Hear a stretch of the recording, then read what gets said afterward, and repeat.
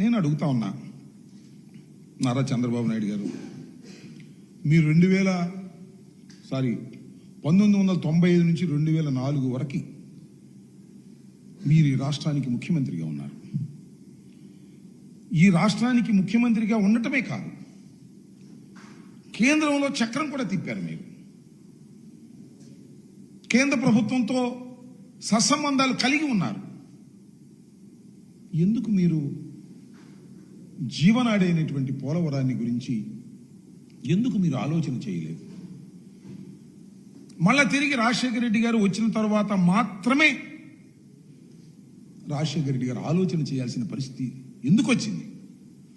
నీకు నిజంగా రాష్ట్రం మీద ప్రేమ ఉన్నా, నిజంగా నీటి మీద ప్రేమ ఉన్నా, వ్యవసాయం మీద ప్రేమ ఉన్నా, గోదావరి నది సముద్రంలో కలిసిపోతున్నా మీరు చూస్తూ ఎందుకున్నారు?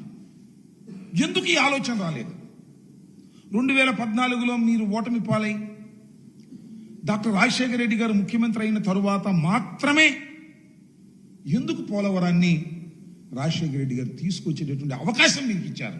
రాజశేఖర రెడ్డి గారి కన్నా ముందే మీరు ముఖ్యమంత్రి అయ్యారు కదా, మరి ఎందుకు మీరు ఆలోచన చేయలేదంటే దీన్ని బట్టి అర్థమవుతుంది ఏంటి, ప్రజలు కూడా అర్థమయ్యేది ఏంటి, మీకు అసలు పోలవరం మీద కానీ గోదావరి నది మీద కానీ అవగాహన లేదని నేను అనను. ఎందుకంటే మీరు వయసులో పెద్దవారు, 4వ సారి ముఖ్యమంత్రిగా చేస్తున్నారు. శ్రద్ధ లేదు, ఆ ఆలోచన లేదు.